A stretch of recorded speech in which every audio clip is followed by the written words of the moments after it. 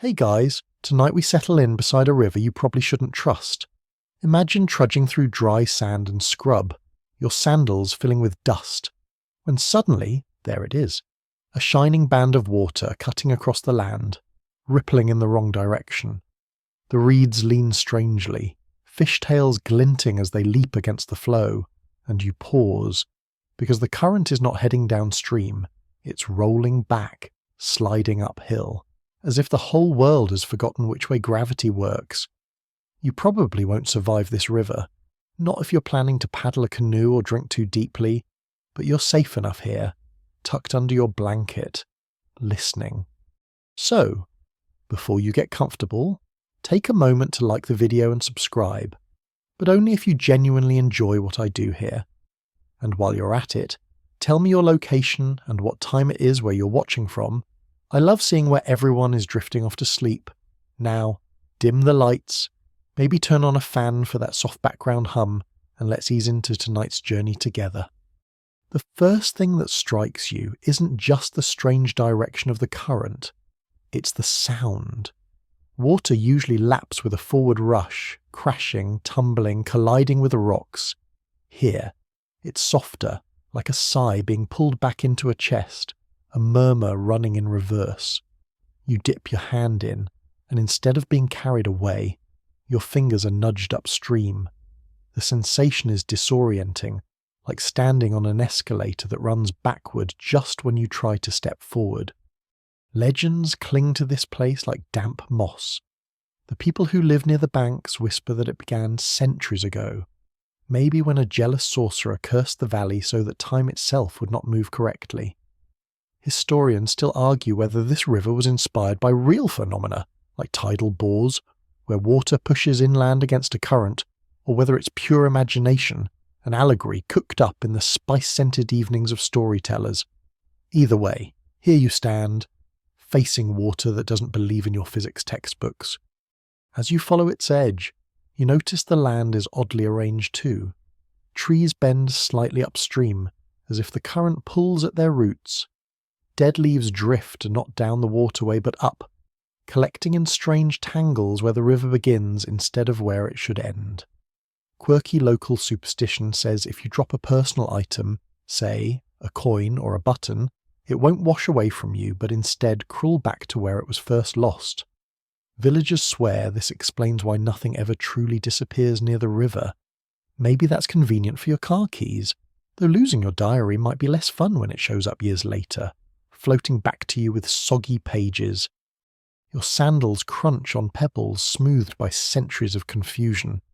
The river has carved gullies and banks in the opposite way you'd expect, as if erosion itself works backward, and every step feels like you're not walking forward but rewinding, like someone secretly sat on the remote control of the universe. You pause on a large flat stone, staring at the broad silver line of water, and in your drowsy mind it becomes a thread that pulls back through tales. For this is not just a river. In the labyrinth of the 1001 Nights, rivers are often thresholds, boundaries between ordinary bazaars and impossible lands. You begin to wonder, is this one of those gateways, a place where a weary traveller stumbles across something that cannot be explained, cannot be conquered, only witnessed? There's a calmness in the absurdity, maybe because part of you knows how rivers usually behave. Nile, Tigris, Euphrates, great names that gave birth to cities, fields, and empires. Real rivers flowed with power, bringing life and sometimes destruction. This one, it's a trickster, a mocking cousin of those mighty waters. Historians still debate whether medieval writers placed this river in India, Arabia, or somewhere between, but they can't agree. Its geography is like quicksilver, shifting, laughing at maps. And here you stand at the shore, feeling both small and strangely comforted. After all, if a river can ignore the laws of nature, maybe the rest of your problems aren't so immovable either. The water keeps pulling upstream, tugging gently, humming softly. You think of sleep, how dreams often run backward too, images slipping into reverse, Familiar faces walking away before they arrive. Perhaps this river isn't broken at all. Perhaps it's the truest mirror of how your mind drifts when night comes. The moon climbs higher, its reflection stretching oddly, seeming to swim against itself.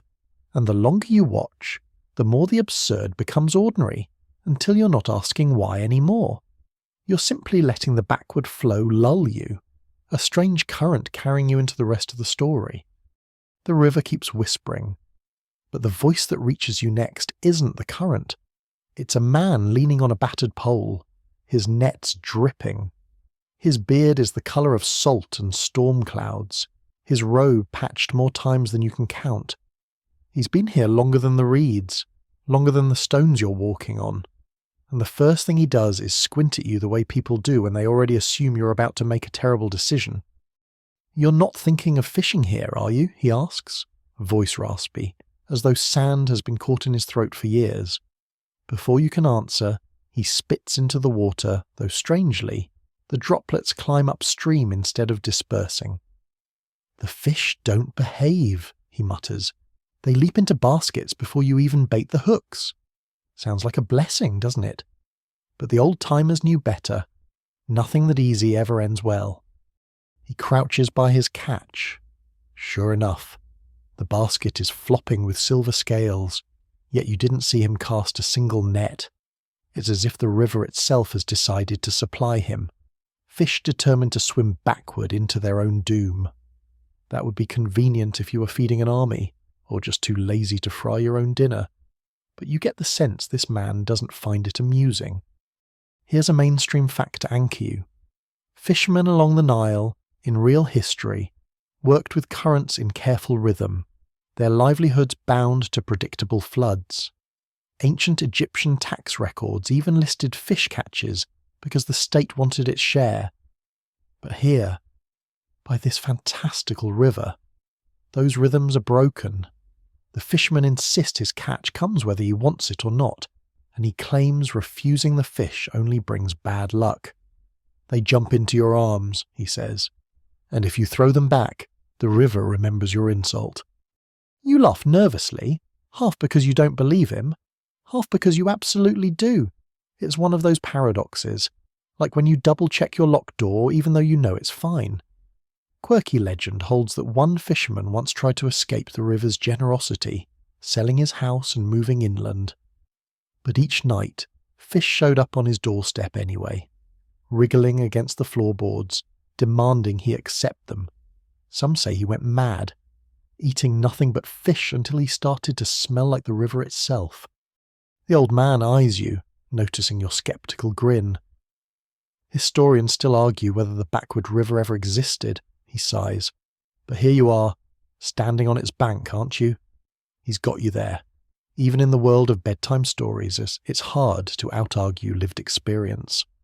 He shifts his basket and tells you one more thing, almost conspiratorial. The fish are messengers. Their scales remember stories from long ago. Listen close. He presses a particularly plump fish to his ear, and you swear, just for a moment, you hear something like words. The faint murmur of a sultan giving orders, or perhaps a marketplace bargaining session. Then it flickers away, like static fading from a radio dial.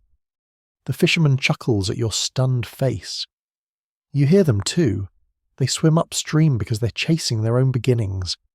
What we catch are echoes, memories made flesh. And then, as if to underline the weirdness, a fish flops free from his basket, arcs neatly into the air, one plops right back into the river as though undoing the entire encounter. You can't help but wonder, what if everything in your life sometimes tried to return to its source? Emails leaping back into drafts, sandwiches reassembling in your fridge, that one embarrassing text crawling out of your friend's phone and back into your thumbs. The fisherman doesn't need your wonder, though.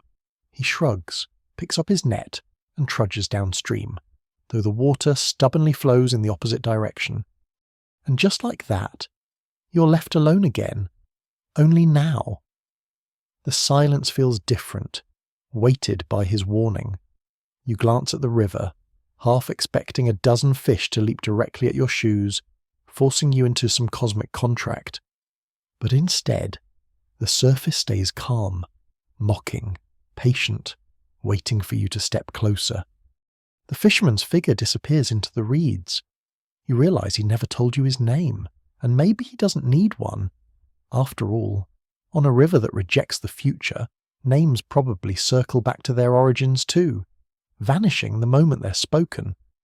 You stand there longer than you mean to, replaying his words. Maybe he was a crank, spinning tales for travellers. Or maybe he was right, that the river doesn't just carry water, it carries stories, lives, and everything you think you've left behind. And as you watch another ripple slide the wrong way, you can't help but lean a little further over the bank, listening for whispers in the current. You keep listening to the river, waiting for another whisper of fish memory. But what reaches you this time isn't scales or water at all. It's a voice you know, a voice you never thought you'd hear out here under a lantern moon. It's smooth, lilting, unhurried. Scheherazade. Yes, the same storyteller who saved herself with 1,001 tales, her words keeping a king awake night after night. It makes no sense. Of course, she belongs to another time, another palace, another flickering oil lamp. Yet her voice rolls out of the river's current like a ribbon, weaving itself into the night air. Do you remember, she teases, that stories do not end. They circle, they return, just like water. You glance around, but no one is near. The reeds sway upstream, your shadow stretches oddly long, and still that voice hums, layered into the sound of flowing water. It's soft enough to feel like imagination, but firm enough to anchor you, like a lullaby you once heard half asleep. Mainstream fact: Scheherazade's frame story first appeared in Arabic manuscripts around the 9th century, though some scholars argue parts of it are even older, carried from Persian or Indian traditions. Her character became the bridge for countless tales, her nightly cliffhangers a clever survival strategy, and in a quirky twist, her presence here by the backward river feels perfectly fitting. After all, her stories never marched forward in straight lines. They folded, returned, mirrored themselves just like this current. Historians still argue whether Scheherazade herself was ever meant as a real woman or a literary invention. Her echo chuckles, almost as if she's in on the joke. You imagine her reclining by the palace cushions, eyes sparkling as she teases an unseen king with yet another endless story. But now she teases you instead. Warning, don't think you are walking forward. You're already walking backward with me. The river deepens in tone. It feels less like water and more like a scroll unrolling in reverse. You see flashes, caravans trudging across deserts, lamps glowing in tiled courtyards, merchants shouting prices in markets that seem to rewind between sentences. Everything you glimpse folds back on itself, and still her voice threads through, never breaking. You pause, shivering. If Scheherazade's tales are caught in this river, does that mean they are flowing back to their beginnings? Maybe every story you've ever loved eventually returns here, dissolving into current, waiting to be retold. You laugh lightly at the thought. Somewhere in this water could be the bedtime story your parents once mumbled, when they were too tired to finish. Or worse, that one joke you told badly in middle school, forever sloshing around with heroic epics and ancient legends. The universe has a strange sense of filing. A breeze carries a scent of spices, cinnamon, cardamom, saffron, and for an instant you imagine you've stepped straight into one of her nights. Tapestries hang from unseen walls, a faint zither plucks in the background, and the air is heavy with the promise of another impossible tale. The river's murmur joins in, a chorus of forgotten narrators. You call out, half playfully, "Scheherazade, are you still telling your king stories?" The answer arrives as a ripple lapping backward at your ankles. Always, for kings never stop demanding tales, and rivers never stop flowing, even against themselves. There's something both comforting and eerie in that answer. It suggests that even now, across centuries, her stories are still unfolding, looping endlessly, carried on currents you've just stumbled beside. You picture her for a moment, adjusting her veil, glancing at you with a sly smile. She doesn't need to exist in flesh here. Her survival trick, storytelling, makes her immortal in ways more permanent than stone or steel. And that's the part that settles you. Even as the water flows against nature, it feels right that she is the voice guiding you further upstream. The river sighs, pulling gently, tugging you away from where you stood.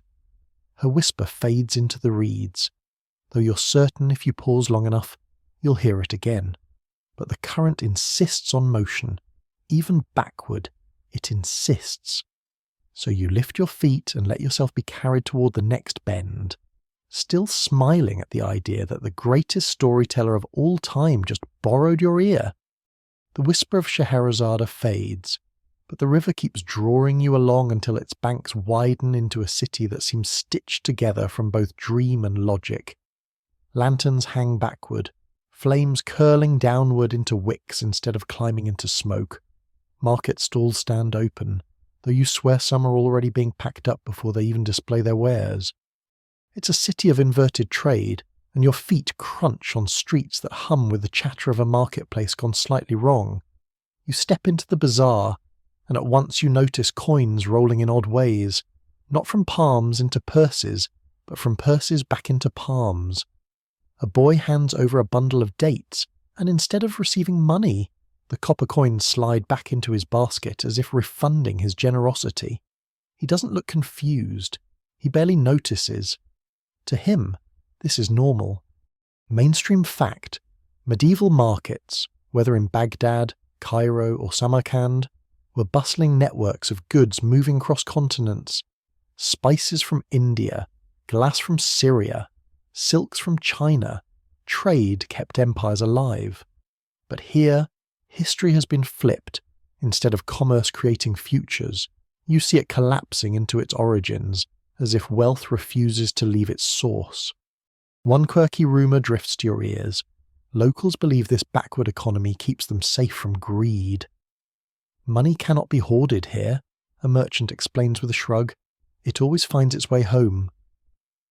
You watch him scoop saffron threads into a pouch, only for the pouch to wriggle, open, and return the spice to the stall. He sighs, not with frustration, but with resignation, as though this is simply how the world balances itself. You can't resist a sarcastic chuckle. Imagine trying this back home. Amazon packages leaping off your doorstep, running back to warehouses, your bank account undraining itself every time you shop online. No need for returns, no customer service queues, just everything undoing itself. Convenient. Maybe. Maddening. Definitely. As you wander deeper into the city, you notice the architecture too. Houses seem to be building themselves downward, walls smoothing back into mud, bricks restacking into clay, timber beams reforming into trees. It's like you're watching construction footage in reverse, whole lives unspooling into raw material. Historians still argue whether such imagery in old Arabian tales symbolized moral lessons, warnings against decadence, or whether storytellers simply enjoyed bending reality for dramatic effect. Either way, this city lives in rewind. You pause at a jeweller's stall. Glittering stones sparkle on display, and a woman reaches for a necklace. Yet the clasp unhooks itself, sliding off her neck, placing itself back on the velvet tray. She doesn't gasp or protest. She just continues haggling in reverse, her words tumbling back into her mouth. You shiver, half amused, half unsettled. Here, even language resists finality. And then you notice something stranger still. History itself seems to be collapsing around you. On one wall, a mural shows a caravan of traders returning from China.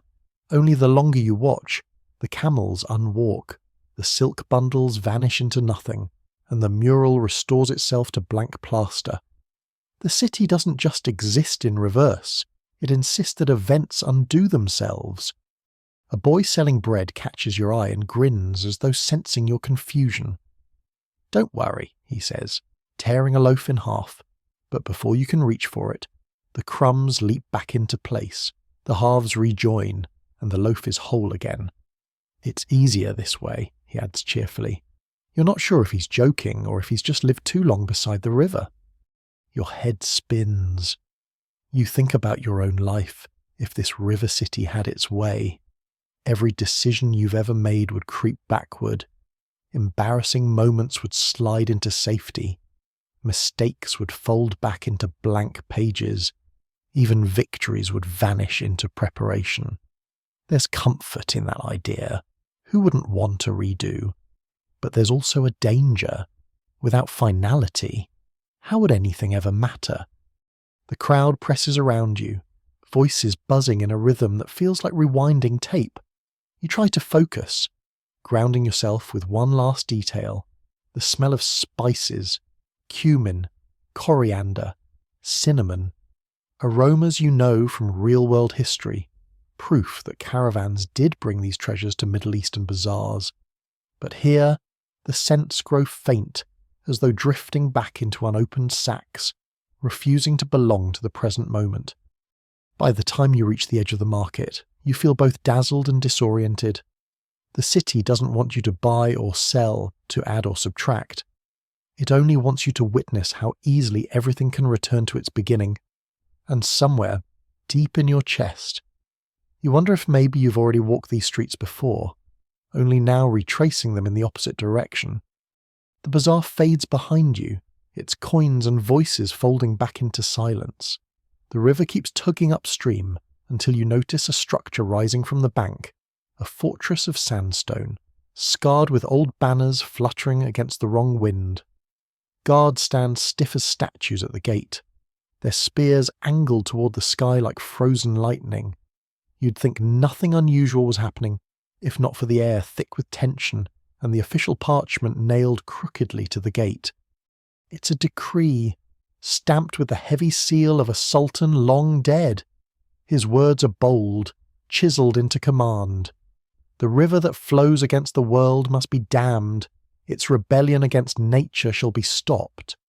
The script looks as though it's fading back into blank parchment even as you read it. Letters crawling away like frightened insects. Mainstream fact: many medieval rulers, whether sultans, caliphs, or kings, invested heavily in dams, canals, and aqueducts. The Abbasids, for example, expanded irrigation around Baghdad to feed their booming population. Water was power, as vital as armies. Yet here, you're told the Sultan tried the same, but against a river that refused to behave. A local guard leans closer, his eyes darting nervously.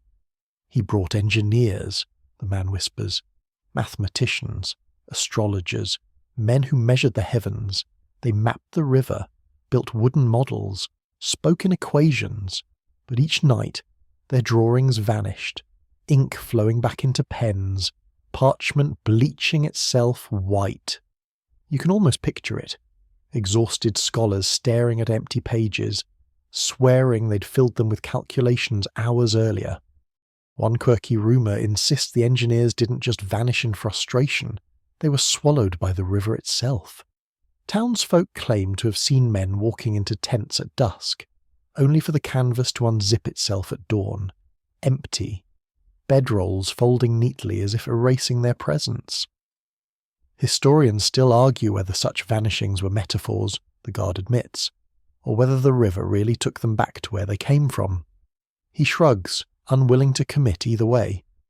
You can't resist a quiet laugh. Bureaucracy never changes. Imagine explaining to your boss that your blueprints literally erased themselves, or that gravity stopped cooperating. Somewhere out there, there's probably still a royal treasurer trying to balance the budget of this failed dam project. You walk closer to the waterline. The remains of wooden scaffolding protrude at odd angles, half-built beams pointing upstream like skeletal ribs. They seem less abandoned than reversed, timber unfastening, ropes untwisting, nails slipping backward into the air. The whole construction site feels caught in rewind, an eternal unbuilding of something that never was. A parchment flutters past your feet. At first you think it's blank, but then faint sketches crawl across the page in reverse, arches shrinking, sluices undrawn, measurements retracting. The paper trembles, then folds itself neatly into a scroll and vanishes into the reeds. You shiver, not from cold, but from the sense you've trespassed into someone else's undoing. In your mind, you picture the Sultan pacing in fury, his jewelled sandals kicking dust, his court scribes whispering about omens. What ruler could tolerate a river that refused to obey? Rulers depended on certainty, the Nile flooding each year, canals delivering grain, taxes flowing like water. But here was chaos disguised as nature. Perhaps the Sultan feared it would spread, that his very laws might start to run backward too. The guard gestures to the fortress door. He ordered the dam built again, and again, and again, each time undone. His voice lowers. And when the last engineer disappeared, so did the Sultan. Some say he stepped into the river himself, determined to command it from within. The thought lingers.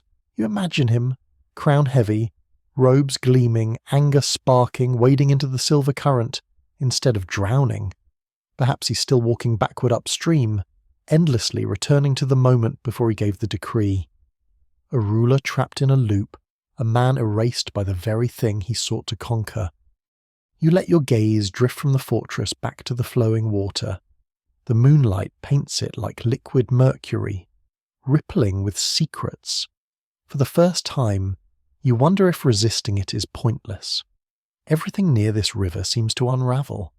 Maybe the real choice isn't to fight it, but to let yourself drift into its strange, backward rhythm.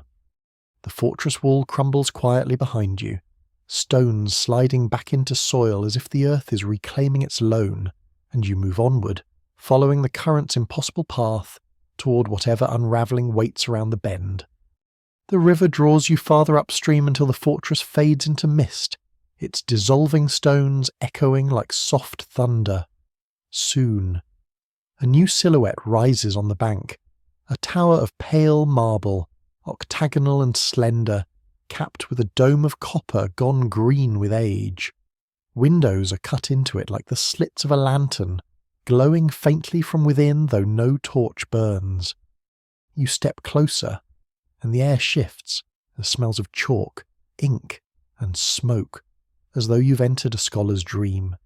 Inside, spiral stairs carry you upward, each step murmuring with half-remembered equations. The walls are etched not with mortar, but with calculations scratched directly into stone. Circles, triangles, stars bound in numbers. Some symbols loop back into themselves, as if the math refuses to stay linear. At the top, the chamber opens into an observatory. A great brass armillary sphere turns slowly without being touched, its rings moving against one another like planets unmoored.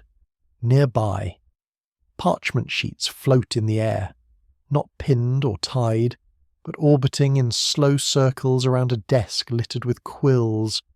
On one page, you glimpse sketches of dams and sluices like those the Sultan once ordered.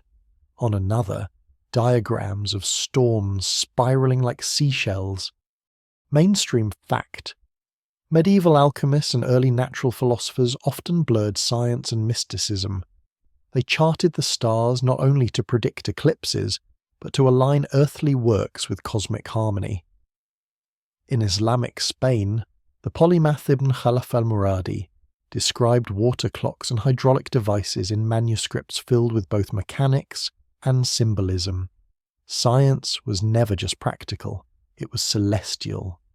Here, though, you sense the alchemist was trying something bolder, a machine that could converse with the river itself.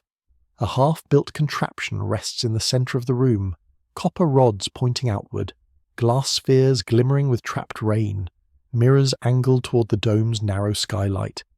It looks like both telescope and weather vane, a device meant to translate currents of water into currents of stars. A scrap of parchment flutters into your hand. written in ink that shifts like flowing tide. The note reads, "The river runs against time because the heavens are misaligned. To dam the current, one must rearrange the stars." You laugh softly at the absurdity, yet the longer you stand here, the less absurd it feels. The rotating armillary seems to slow in rhythm with the river's pull outside. Each orbit of brass rings tightens the tug in your chest. Perhaps the river is no mere stream. It's a fracture in time itself, and this alchemist nearly found the key to its clockwork. Rumours linger in the dust. Villagers speak of the alchemist vanishing during a storm, his tower flickering like a lantern before dimming forever. Some claim he succeeded, stepping upstream into the sky itself, following the river beyond the stars. Others believe the tower still reappears on certain nights, its windows glowing, waiting for another curious traveller to climb. You set down the parchment and glance upward through the dome. The stars overhead seem unfamiliar, subtly out of place, as if rearranged just slightly since you entered. A shiver runs through you, though the air is still. With quiet steps, you descend the spiral stair, leaving the observatory humming to itself. Outside, the river glints silver once more, patient and relentless. You follow its current, deeper into the mystery, wondering if the alchemist's vanished experiment might still be guiding your way. The night carries you onward, and the air changes again. The fragrance of chalk and ink from the observatory fades into something sharper: iron, oil, and the faint hiss of extinguished flame. The river's banks widen, and you find yourself standing at the edge of what looks like a workshop, though no ordinary craftsman ever worked here. Huge gears lie half buried in the mud, their teeth gnawed away by rust but still meshing in impossible silence. Bronze cogs the size of shields hang suspended between collapsed beams, turning just slowly enough to deny the existence of wind. Chains coil like serpents in the grass, clinking faintly as if dragged backward through invisible hands. You feel as though you've wandered into the belly of a machine that once tried to bite the river itself. Mainstream fact: in the medieval Islamic world, engineers created devices that would seem magical even today. The Banu Musa brothers in Baghdad wrote the Book of Ingenious Devices, filled with automata, self-operating fountains, trick vessels, even early forms of feedback control. In Al-Andalus, water-powered mills and pumps sustained whole cities. Machines weren't just practical, they were public wonders, demonstrations of dominion over nature. But here, dominion appears to have failed. The workshop must have belonged to one of those hired by the Sultan, an engineer who thought in levers and pistons rather than stars and symbols.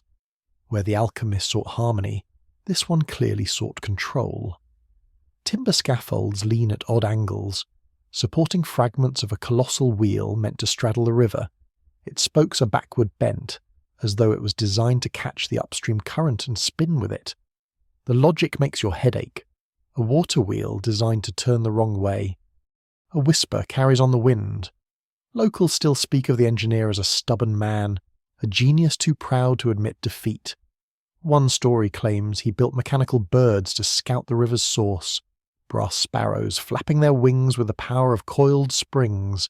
But each bird, after climbing into the sky, folded its wings neatly and dived straight into the current, vanishing without splash.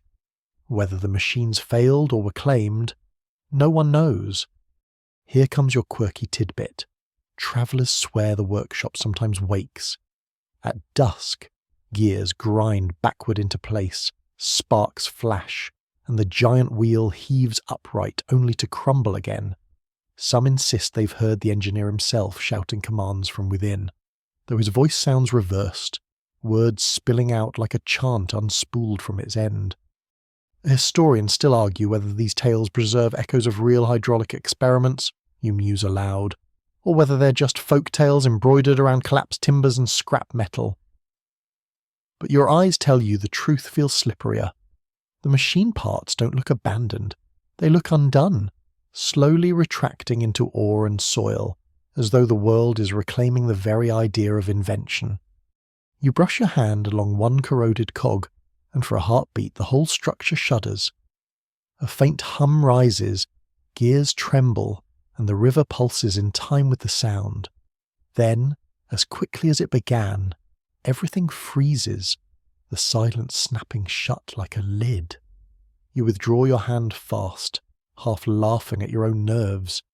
Imagine trying to file the maintenance report on a machine that deletes itself when touched.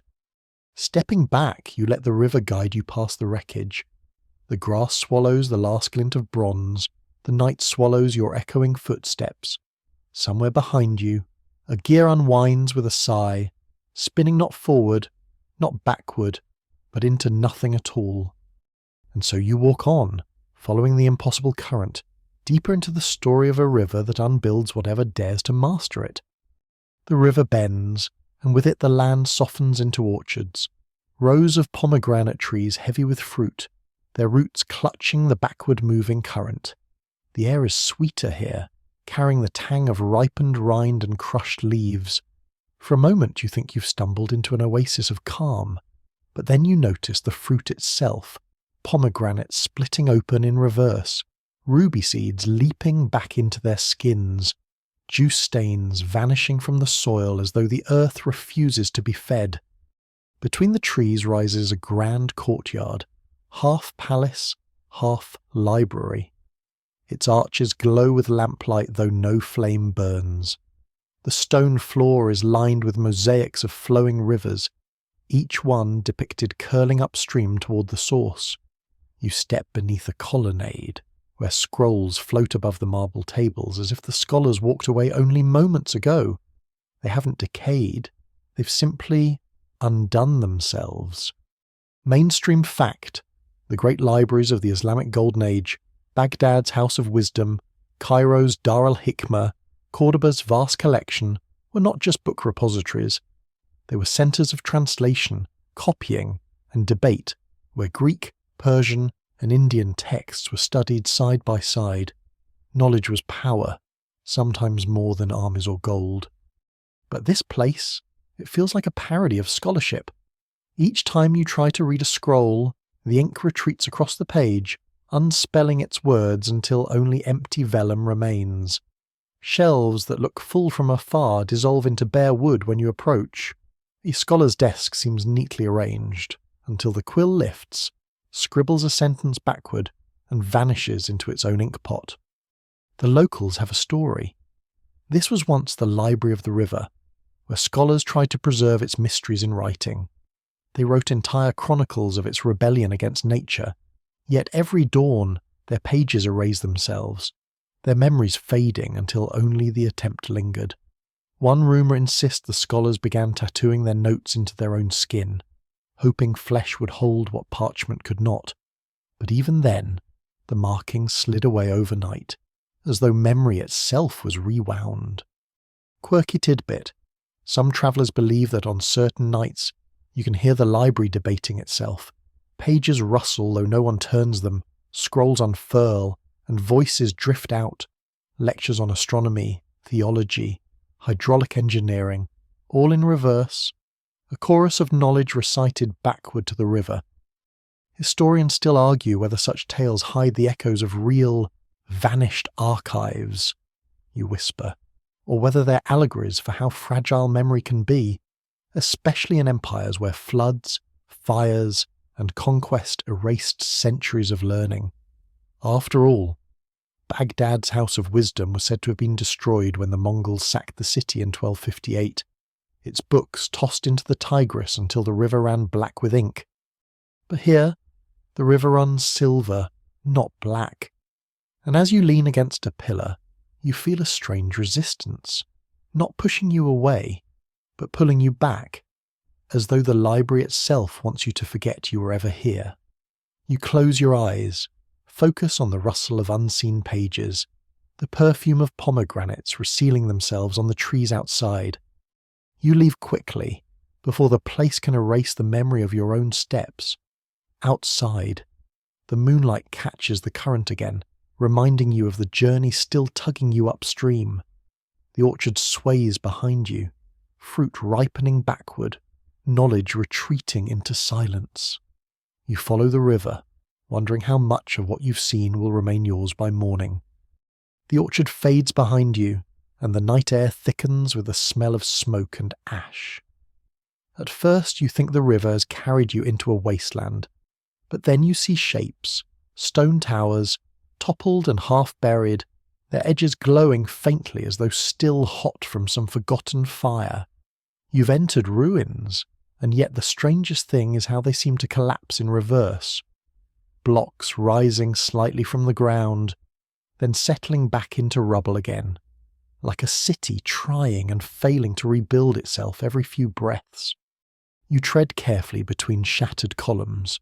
Murals cling stubbornly to the walls, showing warriors locked in combat, yet their spears withdraw before striking, wounds heal in streaks of red vanishing back into skin. A battle is being undone before your eyes, though the silence of the place makes it more eerie than violent. Mainstream fact: many cities along great rivers rose and fell on the currents of conquest. From Mesopotamian Ur to medieval Baghdad, water brought trade but also armies. Control the river, and you controlled a lifeline. Lose it, and entire capitals could wither within a generation. Perhaps this ruined city was once such a capital, its people marching proudly along the backward river until invaders arrived. But instead of leaving a legacy of ruins, the river seems to have denied even their destruction, endlessly rewinding the collapse. You watch a stone stairway lift halfway into place, only to tumble down again. It's like history caught in a loop, refusing to decide between memory and oblivion. A local legend lingers here. Villagers say this was the city of two fates. Each dawn, its streets reassembled themselves, and citizens returned, walking markets and praying in mosques as though nothing had happened.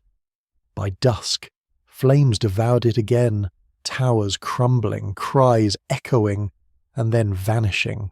Quirky, yes, but haunting. People living entire lives only to be erased at sundown. History stuck on repeat like a scratched record.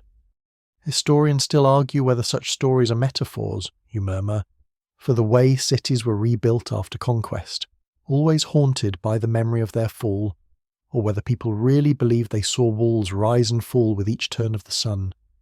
There's no archaeological proof, of course, but standing here watching walls lean upward before slumping back, you're not so sure proof would help. Your foot nudges something, a coin, half buried in ash. You bend to pick it up, only for the metal to dissolve into dust in your palm. A second later, the dust gathers again on the ground, reforming into a coin, waiting for the next hand to try. You can't help but chuckle. Imagine being a medieval tax collector here. Good luck explaining why your collected coins kept undoing themselves before you reach the treasury. The moonlight brightens, and for a moment the whole city glimmers as though restored. Streets align, towers straighten, banners ripple from their posts. You hear laughter, market cries, the ring of a blacksmith's hammer. Then, just as suddenly, the vision unravels, collapsing back into rubble. Dust settles where a fountain just flowed. You step carefully out of the ruins, the river's tug urging you on. Behind you, stones shift again, half rising, half falling, undecided on their fate.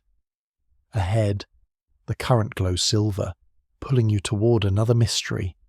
You wonder if the city envies you, that you can keep walking forward while it's forever trapped in rewind. The ruins dissolve into shadow as you walk, and the river's banks narrow once more.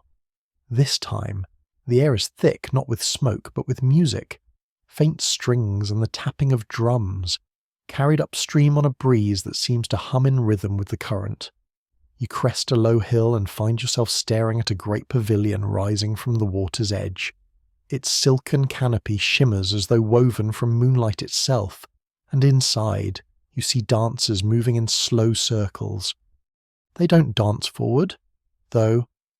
Every spin, every leap, every delicate sway is performed backward. Feet lift before they touch the floor, Veils coil around arms before unfurling, and the music itself seems reversed, melodies curling from silence into sound. The pavilion glows with lanterns whose flames flicker inward, sucking light into themselves. Mainstream fact: in many medieval courts, music and dance weren't just entertainment, they were forms of storytelling, diplomacy, even mysticism. The Sufi whirling dervishes spun to reach transcendence, while courtly musicians in Baghdad or Cairo were trained as rigorously as scholars. Some rulers valued a gifted poet or dancer as highly as a skilled general. Here, though, the performance feels less like art and more like ritual. The dancers move in patterns that echo the river's backward pull, spirals unwinding into stillness, hands opening as if offering something to time itself. Each gesture seems rehearsed for centuries, practiced not to entertain but to synchronize with the current. A traveller once whispered that these were no ordinary performers, they were servants of the river, chosen to keep it moving upstream. If they ever stopped, the current would collapse, spilling forward like every other river in the world. It sounds absurd, but as you watch, you notice the water shimmering in perfect rhythm with their steps. When a dancer stumbles briefly, the river hesitates, its flow stuttering like a skipped heartbeat, before recovering as the dancer regains her balance. Quirky tidbit: some swear that if you join the dance, even for a single step, you'll find yourself walking backward through your own life. Meals uneaten, words unsaid, friends unmet. A tempting offer for those who regret, but also a curse, since you'd never know which memory would vanish first. Historians still argue whether these legends preserve fragments of real court rituals, you muse quietly, or whether they're folk tales spun from the mystery of performance traditions lost to time. After all, records of medieval dances are frustratingly scarce. Steps are rarely described in detail, leaving us guessing how music and movement shaped lives centuries ago. The dancers pause, veils swirling, and for a moment every lantern flares outward in ordinary flame.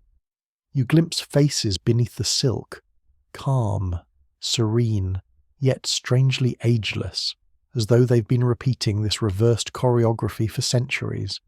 One tilts her head toward you, lips moving in silent invitation. You take a hesitant step forward, but then the river surges, tugging you away, almost protectively, as though it doesn't want you caught in the rhythm. You retreat, letting the pavilion drift into the distance.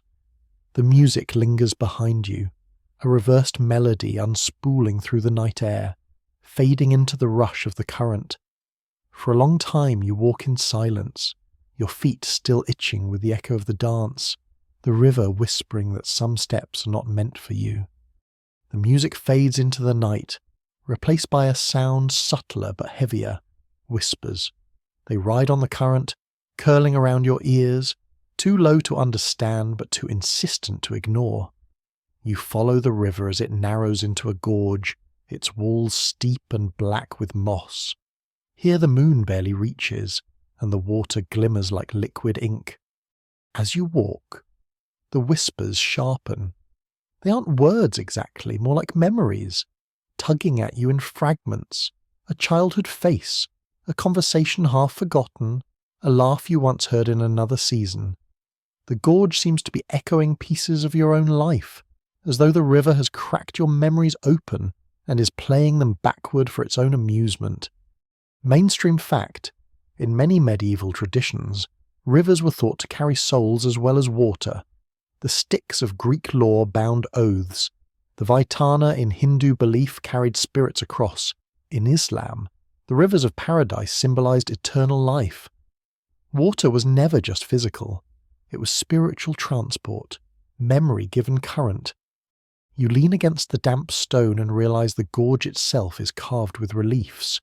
They aren't mythic battles or royal decrees, but scenes from ordinary life. A woman kneading bread, a child learning to write, a merchant weighing coins. Yet each image is carved in reverse. Figures twisted as if walking backward into the stone. You touch one carving, and the rock pulses faintly, like a heart still beating under its ribs. Quirky tidbit. Locals say this is the Canyon of Borrowed Voices. Travellers who pause here too long hear not only their own past, but also the memories of strangers, lives that aren't theirs, crowding into their dreams. Some claim entire villages vanished after listening, their people absorbed into the gorge, leaving only whispers behind. Historians still argue whether these stories were meant to warn against lingering in certain flood-prone valleys, you note softly, or whether people truly believed rivers could record and replay the lives around them. Oral traditions often blur disaster with myth, after all. A drowned town becomes a ghostly chorus, a collapsed cliff becomes a carved archive of lost lives. The whispers press harder now. You catch your own voice, repeating something you once wished you hadn't said. The words slide into your ear, bitter but softened by the backward cadence, as if undoing them in sound might undo their weight in memory. For a heartbeat, you wonder if staying here might cleanse you, if letting the river rewind your mistakes could offer peace. But then you see the water itself twisting unnaturally, shapes rising in its surface like faces. They look eager, hungry, pressing against the current as if waiting for you to lean too close. With a sharp inhale, you step back. Regret undone may be tempting, but losing yourself in other people's whispers, that feels like a trap too deep to climb from. You keep walking, the gorge walls gradually slope away, the river widening once more. Behind you, the whispers fade into faint echoes, as though the canyon is reluctantly letting you go. Ahead, moonlight glints on open water again, and the night air clears. The river has shown you its memory, now it promises something stranger still. The river broadens until it feels less like water, and more like a mirror stretched across the earth. Moonlight rests gently on its surface, unbroken, as though the current has stilled just for you. You crouch at the edge and dip your fingers in. The water is warm, startlingly so, like skin, like breath. Ripples spread outward, and the mirror wavers. Shapes flicker into being. At first they resemble trees, huts, marketplaces, ordinary villages, but arranged in patterns that repeat like tessellations. The more you stare, the more the villages fold into themselves, collapsing into spirals and fractals, until you realize the water is replaying entire landscapes as if they were thoughts. Mainstream fact: medieval thinkers often compared rivers to manuscripts. To them, currents resembled lines of script, bends and eddies like marginal notes. Chroniclers wrote of waters that read the land as they passed, storing its features like sentences in a book. In monasteries, rivers were even described as God's ink, forever writing creation anew. The mirror river now writes in front of you. Its surface etches fleeting images, a cathedral with spires melting into stars, a knight whose armour bends like molten silver, a plague cart that transforms into a blooming orchard. They shimmer, distort, then vanish. None lasts long enough to be real, yet each feels rooted in a truth you nearly remember. Quirky tidbit. In 14th century France, pilgrims claimed they could see visions in the River Rhone at night. They would gather along its banks to divine omens, believing that the river could predict wars, marriages, even the weather. Scholars dismissed it as tricks of moonlight, but the gatherings grew so popular that local officials banned them, fearing mass hysteria. The surface before you behaves the same way, teasing you with glimpses of futures you cannot hold. A moment comes when you see yourself, not as you are, but as someone older, someone thinner, sitting by another river years from now, alone yet smiling. It vanishes the instant you blink, leaving you aching, uncertain whether to mourn the loss of an image that never was. The current stirs at last, breaking the spell. The mirror fractures into ordinary ripples, carrying the last shards of those impossible visions downstream. You rise, brushing damp soil from your hands. The gorge gave you voices of the past. This widening showed you reflections of possibility. Both linger in your mind, heavy and half-believable. Yet something in the air tells you the river has not finished with you. Ahead, the night deepens, and the sound of water changes again. No longer whisper, no longer mirror, but a thrum, steady and low, like the heartbeat of the earth itself. The pulse grows louder as you walk. It no longer feels like sound, but like pressure, vibrating through the soles of your feet, through the marrow of your bones.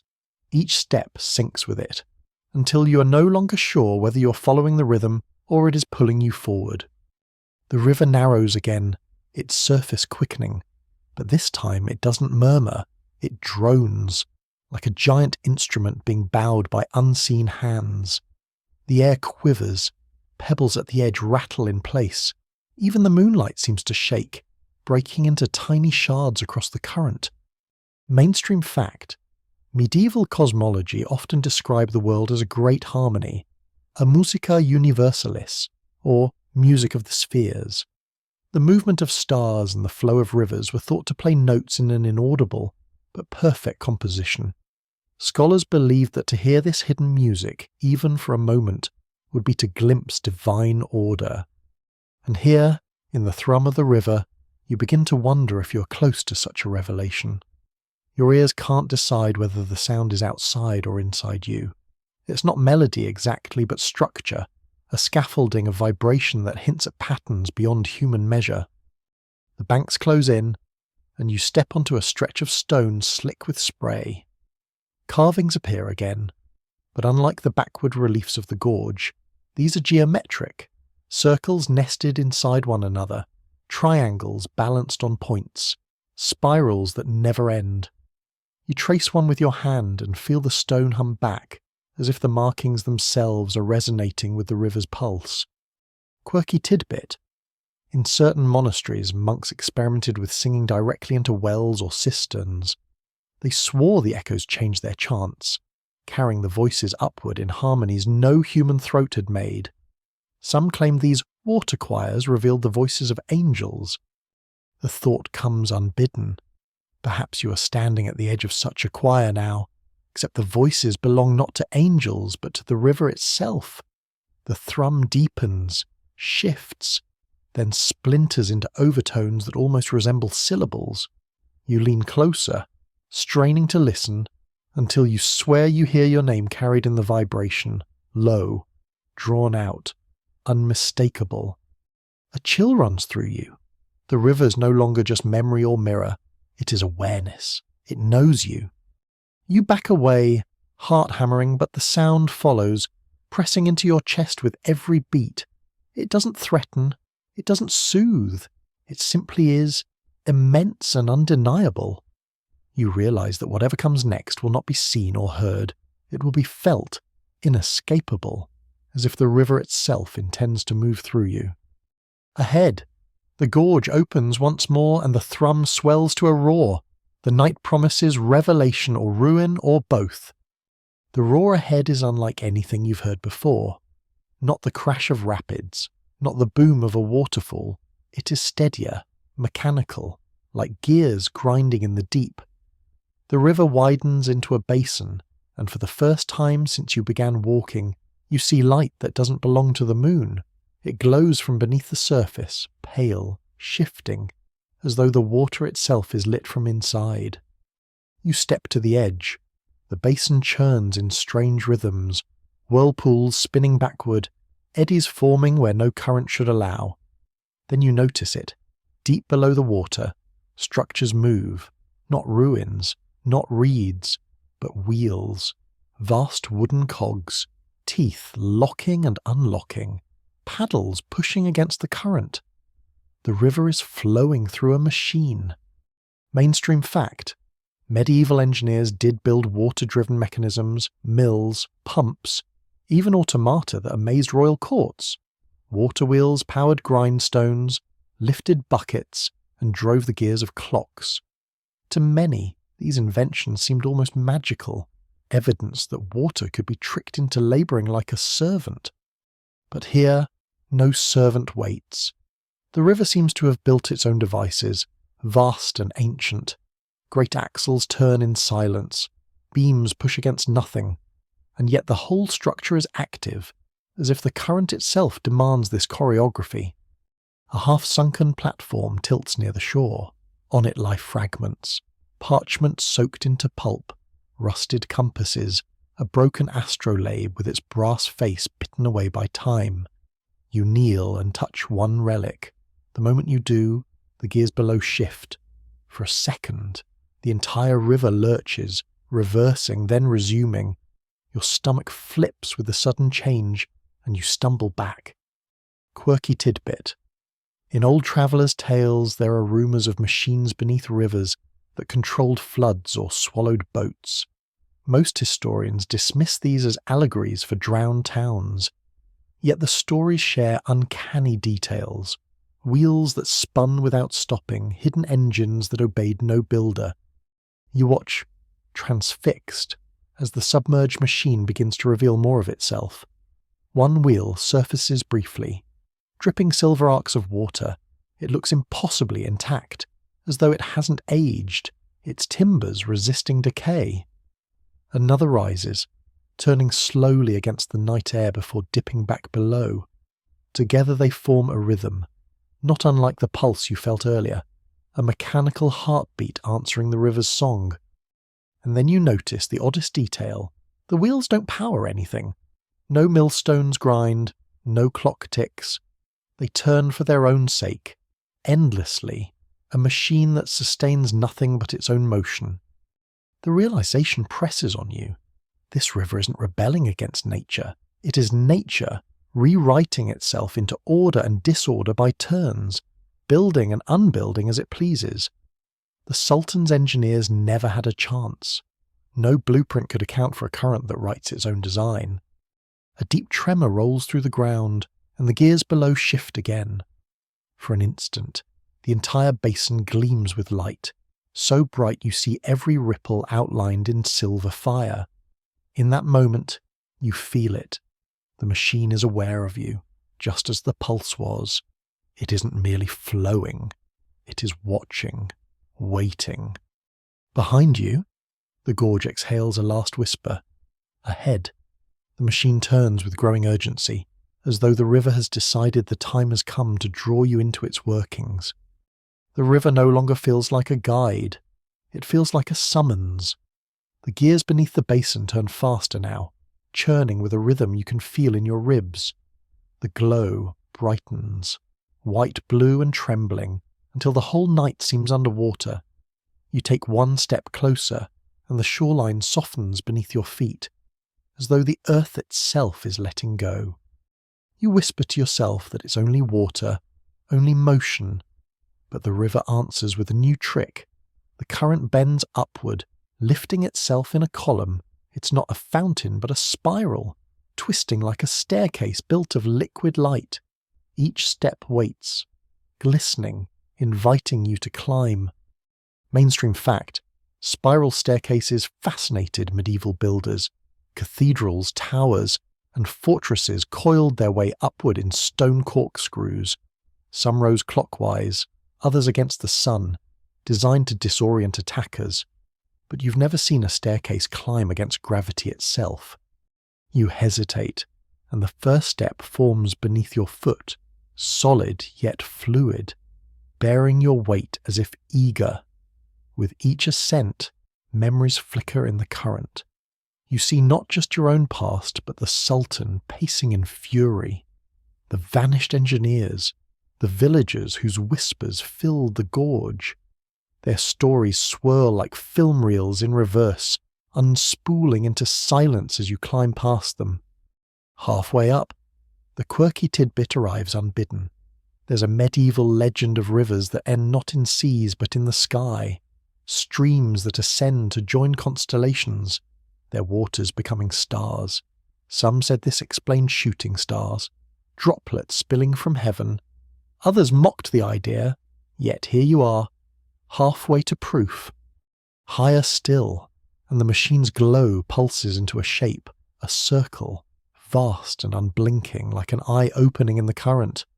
You realize with a shiver that the river hasn't been resisting, it has been rehearsing, winding itself backward, building toward this moment of focus. Historians still argue whether tales of rivers flowing upstream were exaggerations of seasonal floods. You murmur to the silence, or warnings that nature can undo even the surest patterns. But deep down, you suspect neither is the full truth. This river is no metaphor, it is intent. At the spiral's peak, the current spreads into a platform of still water, suspended high above the gorge. You step onto it, weightless yet grounded, as the world tilts around you. Below, the basin and fortress dissolve into threads of light, rewinding out of existence. Above, the sky opens wider, stars bending as if to drink from the same impossible flow. The eye of the machine closes, the glow softens. You're left standing on nothing but calm current, as if the river has folded you into its secret. For the first time, there is no tug, no pull. The water rests, and so do you. And now, listener, as the story slows, so too does your breath. You feel the river receding into quiet background, its impossible current smoothing into a gentle stream that carries you only forward, only onward. The gears that clattered below are distant echoes now, softened until they are no louder than the hum of your own heart. The moonlight overhead thins into a mist, blurring edges, stretching moments. You let go of the strange mechanics, the vanishing engineers, the Sultan with his futile decree. They drift from you like leaves surrendered to calm water. What remains is only the rhythm of your own body, steady and safe. The gorge whispers fade, too, not pressing this time, but sighing, as if satisfied to leave you whole. You imagine the river carrying your worries downstream, backward, forward, it doesn't matter, until they are far enough away to be forgotten. You can picture yourself resting by the water's edge, eyelids heavy, the air cool and forgiving. The current moves slowly, like breath between dreams. No more surprises, no more summons, just the simple motion of water, repeating itself until you no longer notice. If you listen closely, maybe you'll still hear the backward song, but it is soft now, a lullaby rather than a warning. And if the river keeps its secrets, that's fine. You've seen enough tonight, you've walked far enough. So breathe deeply, let the night hold you, let the story settle like silt in clear water, leaving only stillness. Sleep well, sleep long, sleep safe,